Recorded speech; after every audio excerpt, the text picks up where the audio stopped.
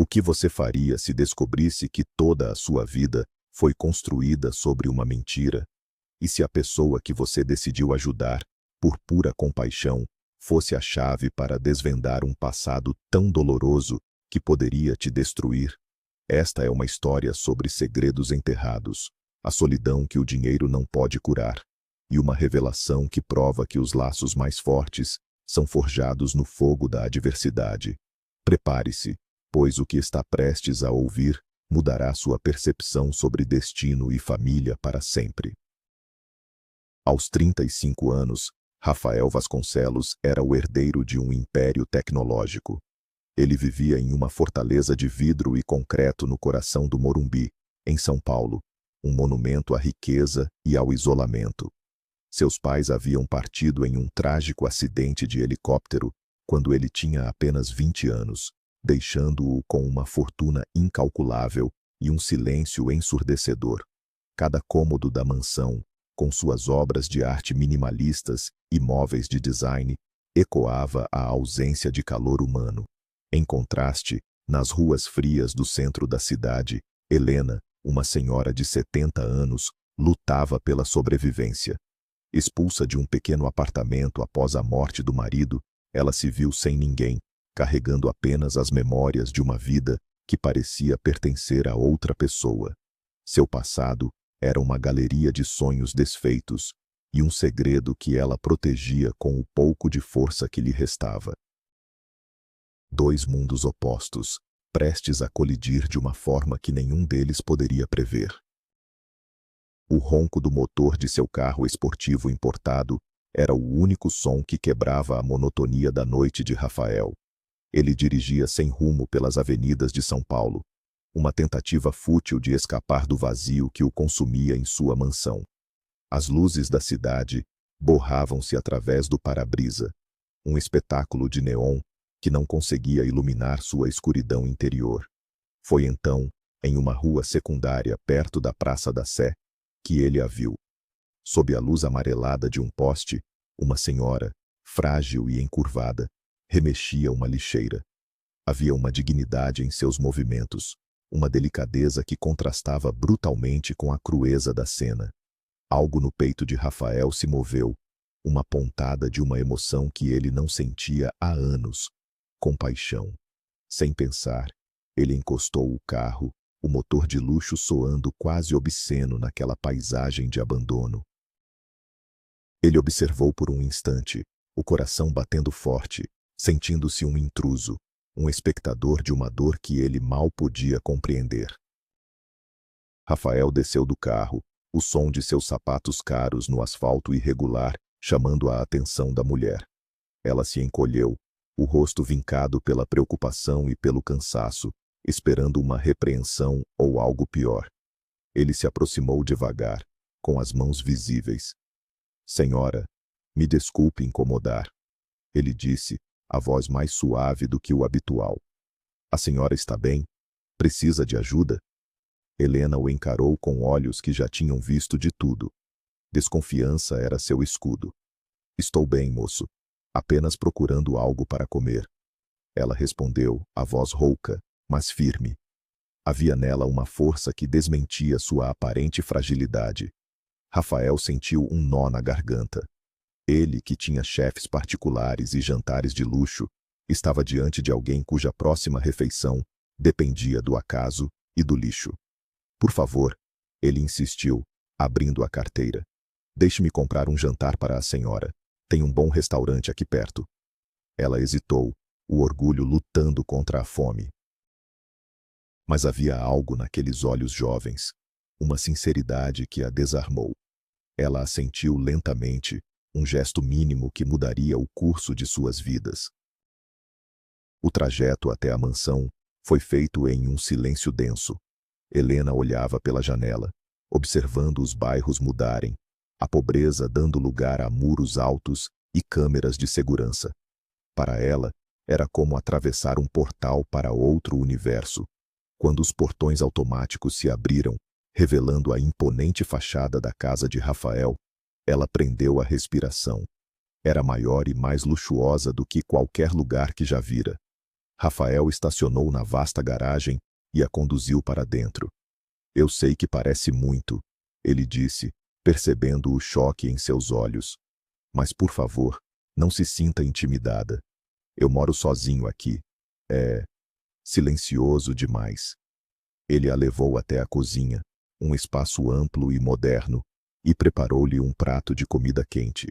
Enquanto ela comia, devagar e com gratidão, ele percebeu o quanto aquele gesto simples o preenchia. Pela primeira vez em muito tempo, a casa parecia menos vazia. A presença daquela estranha trazia um calor inesperado. Depois que Helena terminou de comer, a questão inevitável surgiu. Para onde ela iria agora? A ideia de deixá-la voltar para a rua era insuportável para Rafael. Ele pensou rapidamente. Senhora, meu nome é Rafael, e o seu? Helena, ela respondeu suavemente. Helena, eu tenho uma proposta. A minha garagem, na verdade, é mais uma edícula, uma pequena casa de hóspedes. Eu não a uso para nada. Tem um quarto, um banheiro, uma pequena cozinha. Se a senhora aceitar, pode ficar lá. Pelo tempo que precisar, até encontrar um lugar melhor. Os olhos de Helena se encheram de lágrimas. Era uma gentileza tão desmedida, tão inesperada, que parecia um sonho. Moço, Rafael, eu não sei como agradecer. Por que está fazendo isso? Rafael deu de ombros, um pouco sem graça. Porque ninguém deveria ter que passar por isso, e porque, para ser sincero, a casa fica muito solitária. Helena aceitou, com a voz embargada pela emoção. Naquela noite, em uma cama macia e segura pela primeira vez em meses, ela chorou.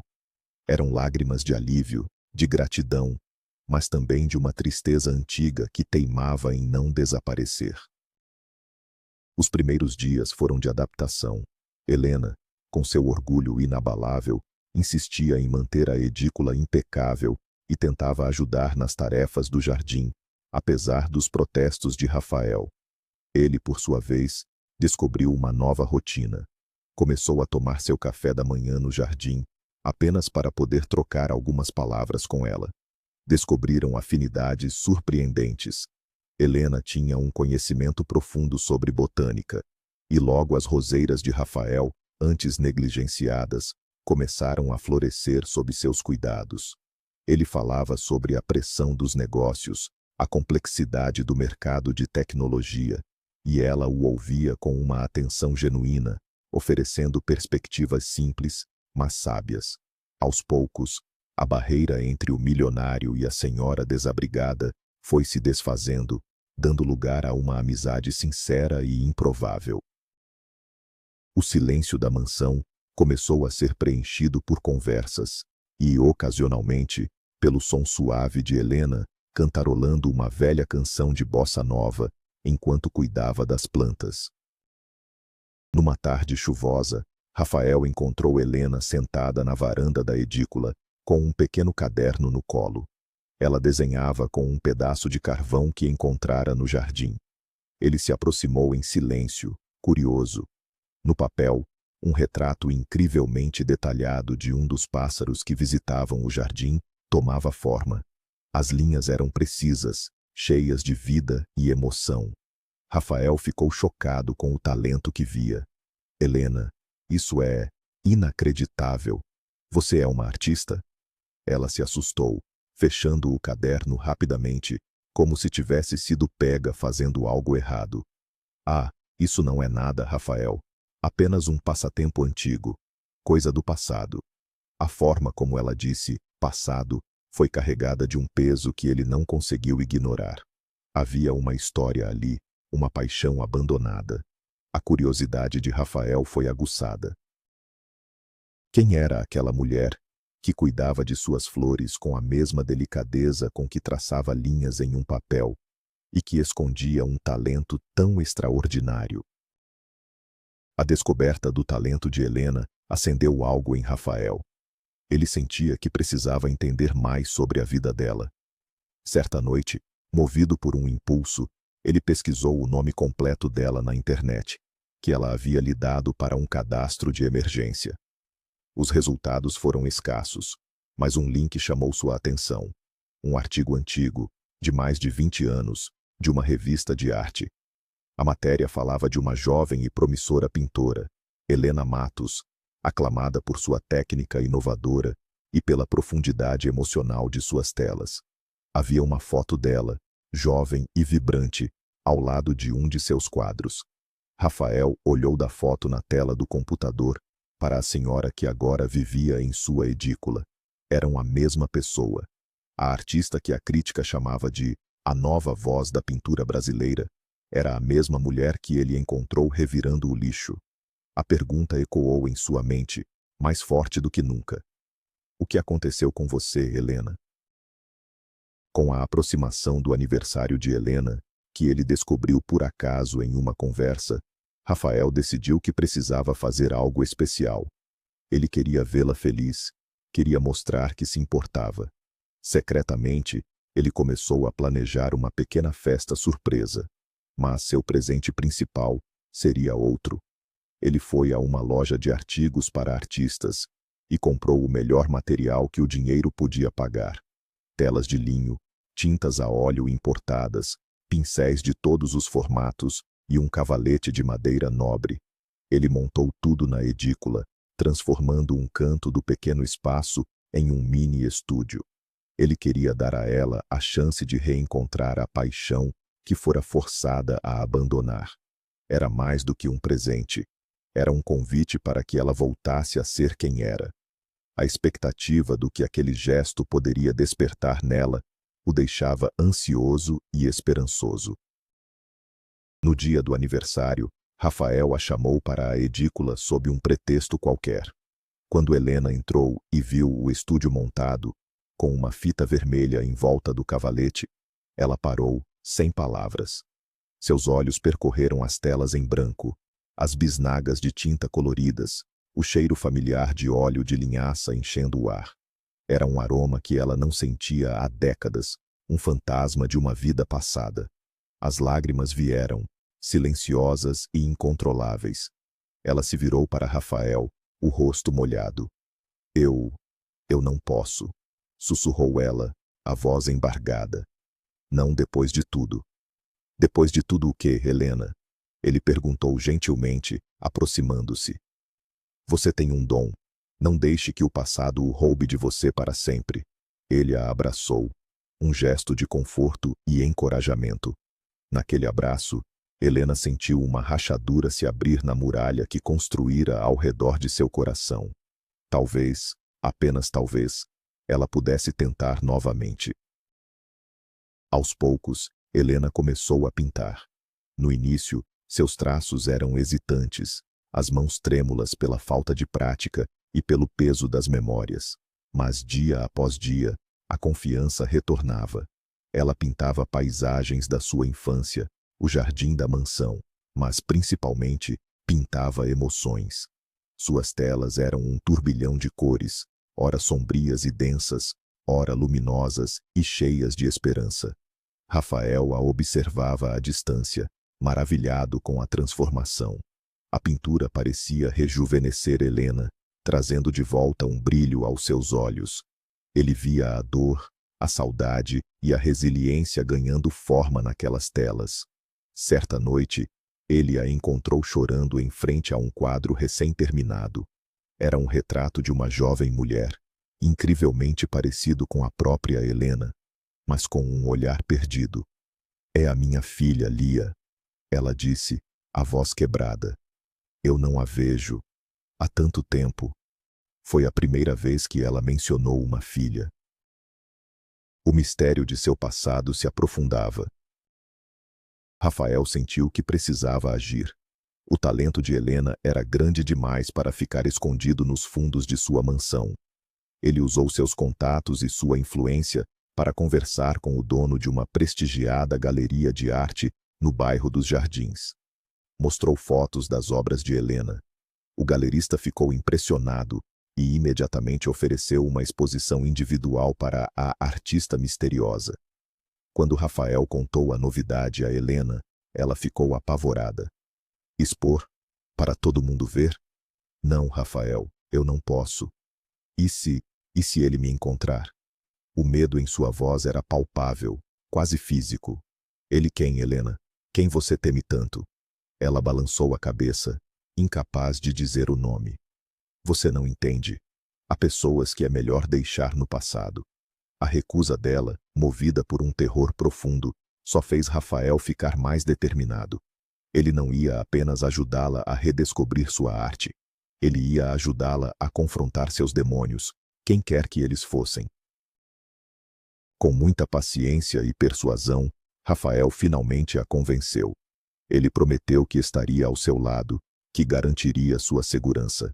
A preparação para a exposição foi intensa. Helena mergulhou no trabalho, pintando com uma urgência febril, como se exorcizasse décadas de silêncio em cada pincelada. A noite da abertura da exposição chegou. A galeria estava lotada. Críticos, colecionadores e amantes da arte circulavam pelo salão, os rostos iluminados pela admiração.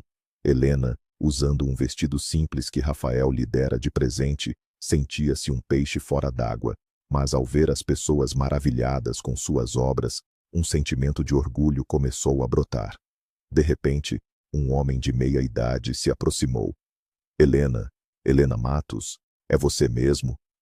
Helena se virou e seu rosto empalideceu.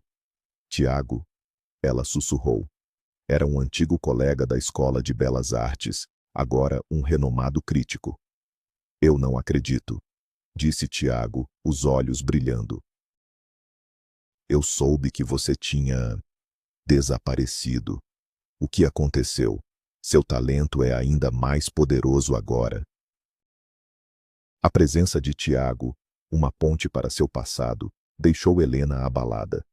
Mais tarde naquela noite, durante um jantar com Rafael e o amigo reencontrado, a verdade começou a emergir. Tiago, com cuidado, tocou no assunto que a assombrava.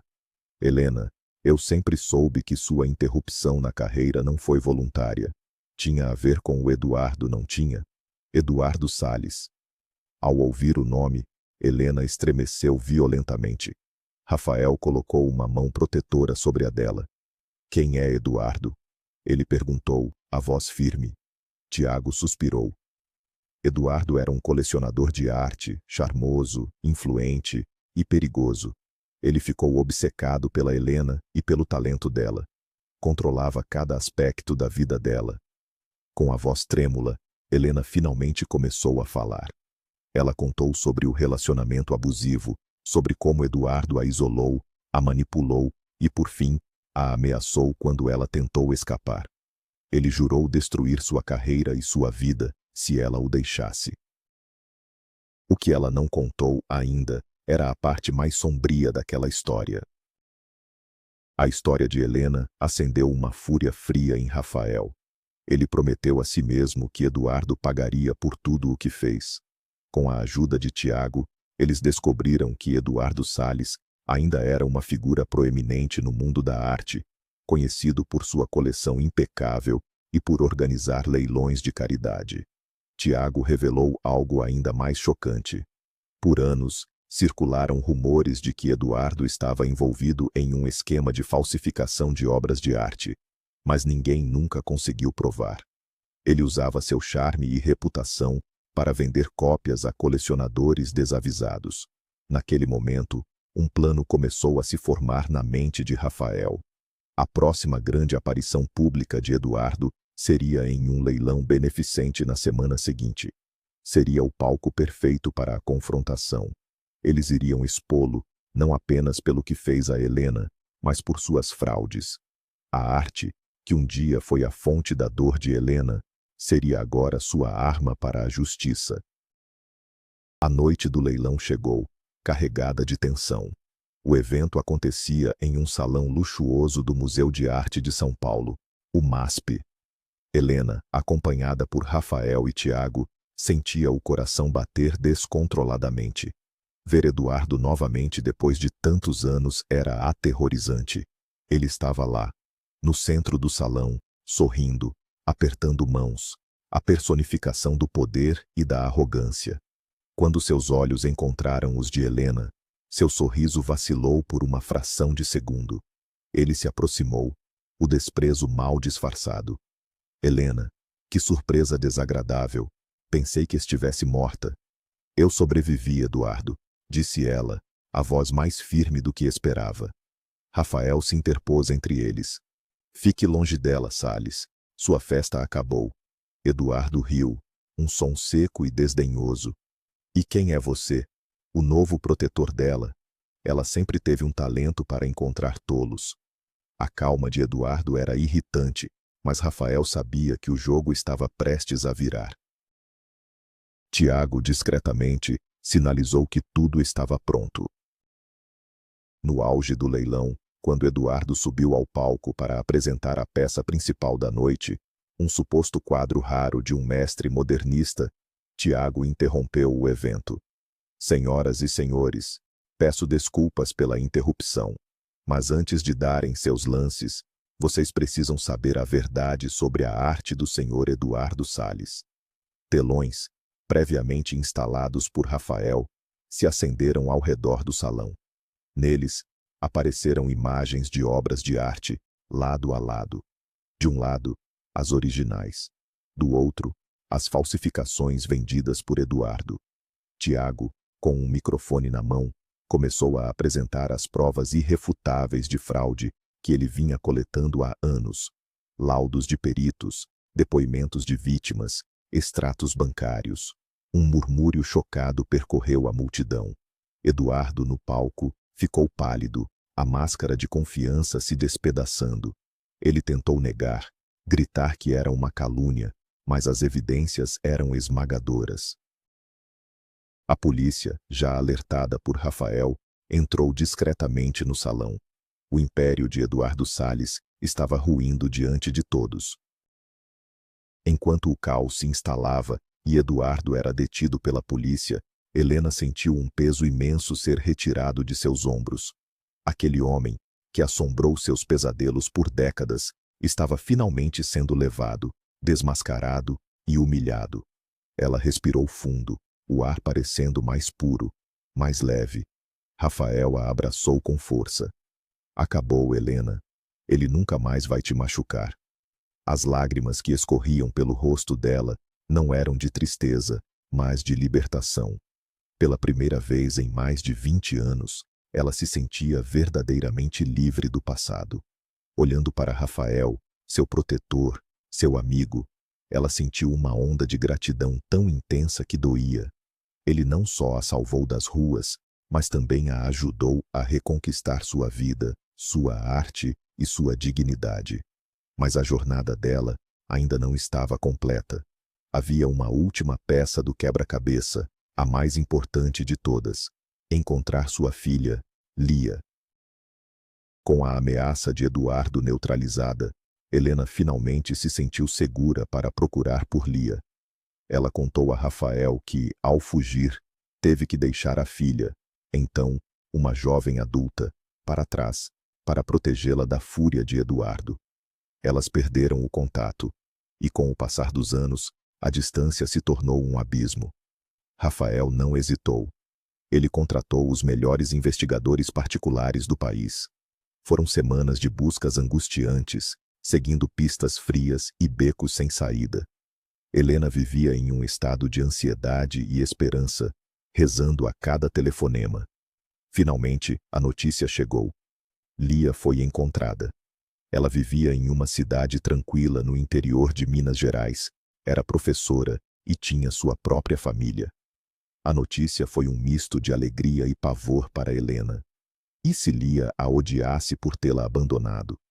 E se fosse tarde demais para reconstruir a ponte entre elas? Rafael acompanhou Helena na viagem até Minas. O encontro foi marcado em uma praça arborizada da pequena cidade. Quando Helena viu uma mulher se aproximando, seu coração parou. Era Lia. Os mesmos olhos, o mesmo sorriso, agora em um rosto mais maduro. O reencontro foi tímido no início, cheio de palavras não ditas e décadas de saudade. Mas então, Lia abriu os braços. "Mãe", disse ela, a voz embargada. Elas se abraçaram chorando, um abraço que tentava compensar todos os anos de separação. Lia contou que nunca a odiou, que sempre imaginou que algo terrível a tinha forçado a partir. Helena, entre lágrimas, contou toda a sua história, a verdade sobre Eduardo, a fuga, a vida nas ruas. Foi um momento de cura profunda, de perdão e de redescoberta do amor entre mãe e filha. Rafael observou de longe, com os olhos marejados, sentindo-se imensamente feliz por ter sido o catalisador daquele reencontro milagroso. Lia e sua família concordaram em se mudar para a mansão de Rafael em São Paulo por um tempo, para que pudessem recuperar o tempo perdido. A casa, antes silenciosa e estéril, encheu-se de vida, risadas e do som de crianças correndo pelo jardim. Rafael nunca se sentira tão feliz, tão completo. Ele finalmente tinha a família que sempre sonhou. No entanto, ele começou a notar algo estranho. Helena, apesar da felicidade evidente, por vezes o observava com um olhar indecifrável, uma mistura de amor profundo e uma dor quase insuportável. Havia mais um segredo, ele sentia, o último e mais pesado de todos. Ele sabia que precisava esperar, que ela lhe contaria quando estivesse pronta. Ele apenas não imaginava que a verdade, quando viesse, abalaria os alicerces de sua própria existência. Numa noite calma, depois que todos foram dormir, Helena pediu para conversar com Rafael a sós. Eles se sentaram na sala de estar, a única luz vindo de um abajur suave. A expressão dela era solene. Rafael, há algo que preciso te contar, começou ela, a voz trêmula. Algo que escondi de todos, até mesmo de Lia, por todos esses anos. É a parte mais sombria da minha história com Eduardo. Rafael a ouvia, o coração apertado de apreensão. Antes de conhecer Eduardo, continuou Helena, eu fui casada. O nome dele era Júlio. Ele era o amor da minha vida. Um homem bom, gentil. Ela fez uma pausa, reunindo coragem. Eduardo ficou obcecado por mim. Ele não aceitava que eu amasse outro homem. Um dia, houve uma briga terrível. Eduardo, ele empurrou Júlio de uma varanda. Ele fez parecer um acidente, mas eu sei a verdade. Ele assassinou meu marido.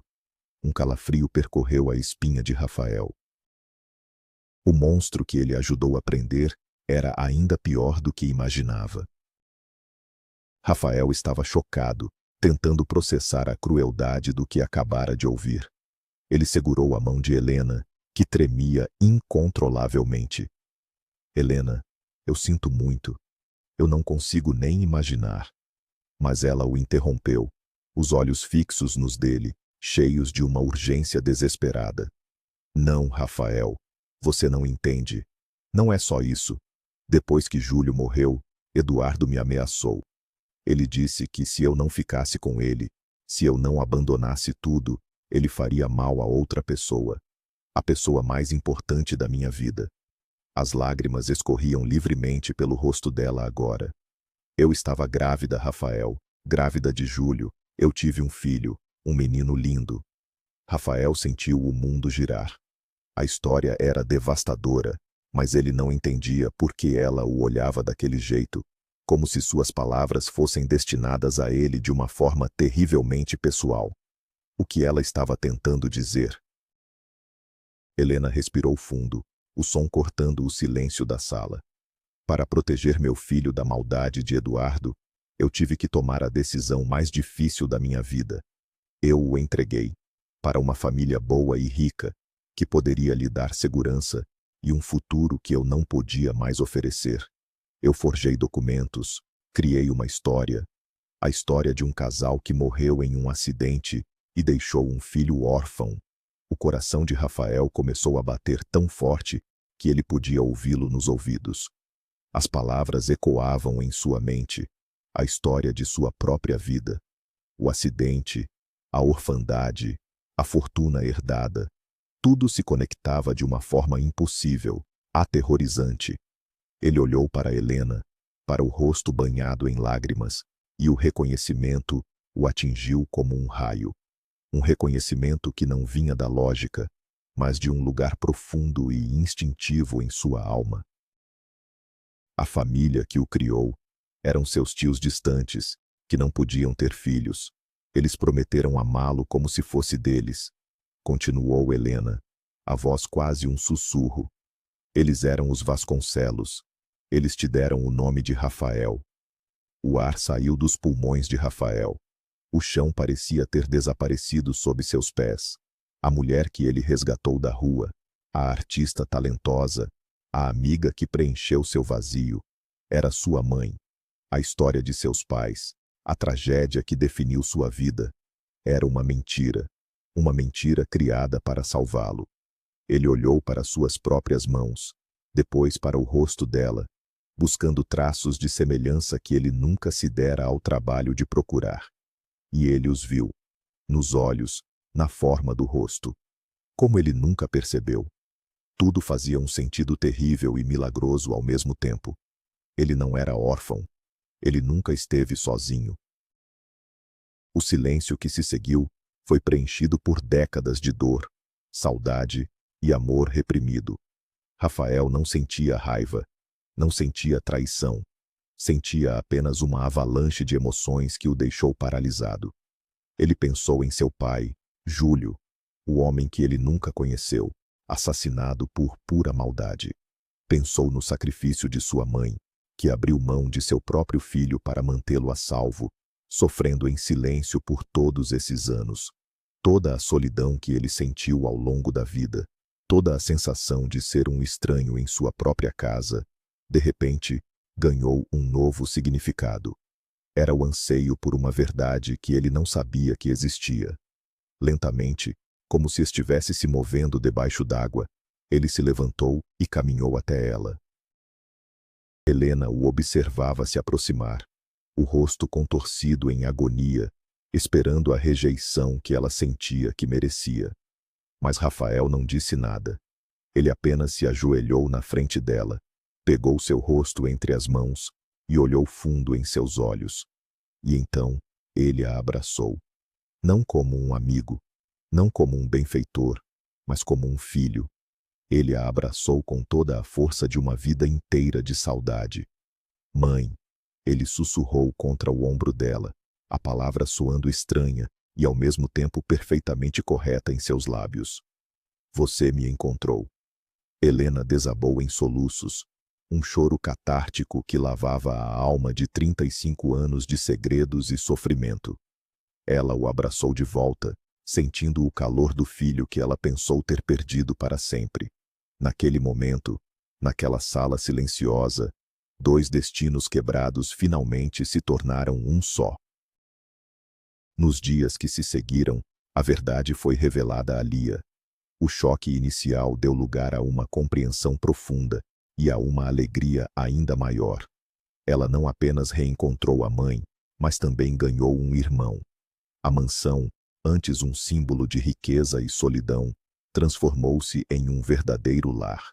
As paredes que antes ecoavam o silêncio, agora ressoavam com as histórias de Helena, as risadas dos netos e os planos de Rafael para o futuro. Eles eram uma família improvável, forjada na tragédia e unida pelo destino. Helena voltou a assinar suas obras com seu nome completo, não mais se escondendo do passado. Rafael, por sua vez, encontrou um propósito que nenhuma fortuna poderia comprar: o amor incondicional de sua mãe e a alegria de pertencer a algum lugar. Rafael e Helena visitaram o túmulo de Júlio juntos. Não havia lápide com seu nome, pois Eduardo havia se certificado de apagar sua existência. Mas eles sabiam onde ele estava. Diante de uma sepultura anônima, Helena contou a Rafael sobre seu pai, sobre seu sorriso, sua paixão pela música, sobre como ele teria amado o filho. Rafael ouvia, sentindo uma conexão com aquele homem que ele nunca conheceu. Ele prometeu ali, em silêncio, que honraria a memória de seu pai, vivendo uma vida plena, cheia de amor e protegendo a família que o destino lhe devolvera. A justiça para Eduardo no tribunal seria apenas uma formalidade. A verdadeira justiça era aquela: o amor deles, florescendo sobre as cinzas do ódio. A galeria de arte agora exibia uma nova coleção de Helena, intitulada O Reencontro. As telas eram vibrantes, cheias de luz. Uma delas, a peça central, era um díptico. De um lado, o retrato de um homem com um sorriso gentil, Júlio. Do outro, o retrato de um jovem com olhos bondosos, Rafael. No meio, unindo os dois, as mãos de uma mulher, marcadas pelo tempo, mas firmes, segurando um pincel. Era a história deles, contada em cores e emoção. As pessoas que viam a obra sentiam sua força, mesmo sem conhecer todos os detalhes. Sentiam a história de perda, sacrifício e, finalmente, de redenção. A arte de Helena, que um dia foi silenciada pela dor, agora se tornara um hino à resiliência do espírito humano. Olhando para sua nova família reunida no jardim da mansão, Rafael finalmente entendeu. A fortuna, a casa, o império que ele herdou, nada daquilo importava. Eram apenas coisas. A verdadeira riqueza estava ali, naquele momento. No abraço de sua mãe, no sorriso de sua irmã, na certeza de que não estava mais sozinho. O vazio em seu coração havia sido preenchido, não por dinheiro ou luxo, mas pela verdade e pelo amor. Ele encontrou uma mulher em situação de rua e lhe ofereceu um abrigo, mas no final, foi ela quem o salvou. Ela lhe deu mais do que um teto. Ela lhe deu uma história, uma identidade e, o mais importante de tudo, ela lhe deu um lar. E assim, na improvável união de dois mundos, uma família foi reconstruída. Rafael e Helena provaram que o destino pode ter caminhos tortuosos, mas o amor, quando é verdadeiro, sempre encontra uma forma de prevalecer. A mansão no Morumbi não era mais uma jaula dourada, mas um santuário de segundas chances. A história deles é um poderoso lembrete de que, por trás de cada rosto, existe uma história esperando para ser contada, e que um simples ato de bondade pode desencadear o mais extraordinário dos milagres. Muito obrigado por nos acompanhar nesta jornada emocionante. Se esta história tocou o seu coração, por favor, deixe o seu like, inscreva-se no nosso canal e compartilhe com seus amigos. Adoraríamos ler seus pensamentos nos comentários. O que você acredita que seja mais forte? Os segredos que nos separam ou o amor que nos une?